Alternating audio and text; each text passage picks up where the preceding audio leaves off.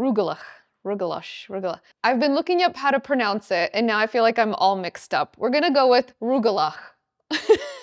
I am so excited to make this recipe. It is my mom's famous Rugelach cookies from my cookbook. She calls them rohaliki in Ukrainian. They are so good and so easy, and I am totally craving these, so let's get started. We'll start with our dry ingredients. In a medium mixing bowl, combine all-purpose flour with some instant yeast and salt. That's for the bloopers video. Stay tuned, it's coming. And since we're using an instant or rapid rise yeast, we don't need to activate it ahead of time. Now in a large mixing bowl, combine your melted and cooled butter and your warm whole milk. Now this is important, make sure your liquid ingredients are just lightly warm and not hot so you don't deactivate your yeast. I'm using a hand mixer here, but a stand mixer is easier with a paddle attachment if you have one. Once the milk and butter are combined, continue mixing on medium-low speed and add your flour mixture 1 cup at a time, letting it incorporate between each addition. It does get quite thick at the end with that last little bit of flour, which is why a stand mixer makes it easier. I'm gonna finish adding the last little bit here with a spatula, and once all of the flour is incorporated, you're gonna continue to let that mix or knead by hand for about 3 to 5 minutes. If the dough does seem sticky, you can add flour 1 tablespoon at a time. It's seriously the easiest dough ever. You don't need room temperature ingredients, just go. The dough will end up very soft and won't stick to your hands or the mixing bowl. Now cover that with plastic wrap and let it rest at room temperature for 30 minutes. This will relax the dough and make it very easy to work with.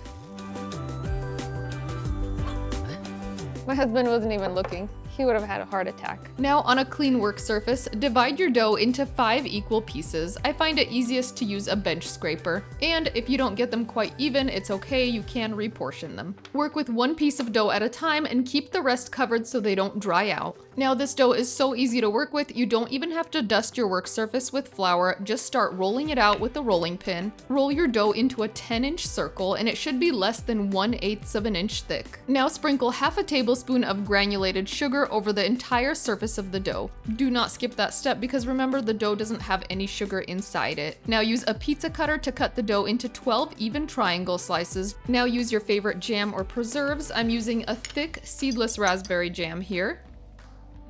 I don't know what I'm doing. Tried to be cute, it didn't work.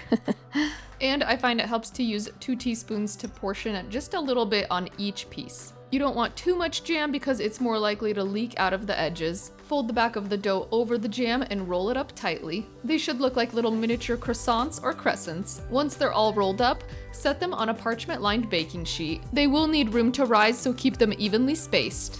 Now repeat this process with the remaining dough. This really is the best dough to work with. It's so enjoyable and relaxing. You're gonna love it.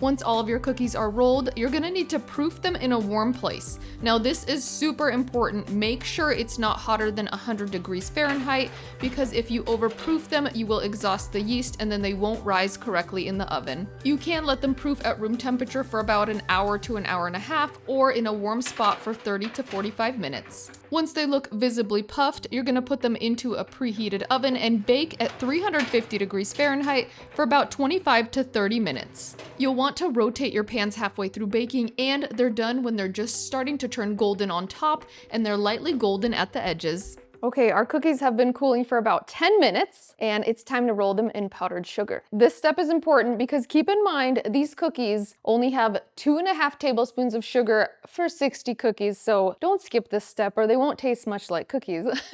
Also, do not overbake these. The temptation is there because they don't get a whole lot of color on top. A quick check is if the bottom is browning too much, then they're overbaked. Just stick to the timings that I recommend and you'll be just fine. My goodness. These are so good. Okay, I cannot wait. All right, so just roll them in the powdered sugar. Be generous. There's no perfection here. It's just like the prettiest Christmas cookies. Okay, and once you have them rolled, just transfer them to a platter. Rolling the cookies while they're warm, the powdered sugar will stick much nicer to them. Look at that. They're so festive. They just look like snow fell on them. The beauty of these cookies is that they stay soft and delicious for days, so you can even make them ahead. They're perfect for like homemade gifting. Teachers love these, and I love them because they are not overly sweet. And they have that sweet little surprise in the center. You can totally change these up and use whatever kind of jam you like. We are about halfway through and they are pretty as a picture and they are calling my name. So I'm gonna do this taste test and then I'll finish off the rest. They're just so tempting. I mean, powdered sugar fingers and all. I'm gonna grab a puffy one here and enjoy this very much.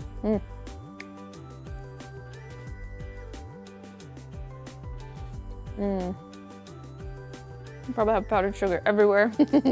Totally worth it. I love the little bite of jam inside, and you can see it in the center. They're like buttery, flaky pastry around the jam. It's like soft in the center, crisp on the outside. This is delicious.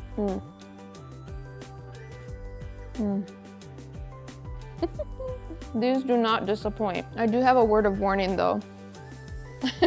They're not too sweet, so there is a serious temptation to eat a lot of them. Before you know it, you can put away 10 cookies. Speaking from experience. Okay, I need to go clean my hands up. Let me know where you guys spotted Sharky in the video, and if you guys have any recipe requests, I would love to hear from you in the comments, and I'd love to know what is your favorite holiday cookie, so please share, and we'll see you on the next episode of Natasha's Kitchen. Come on, one more. One more. You know it's never just one more, right? Okay, bye guys.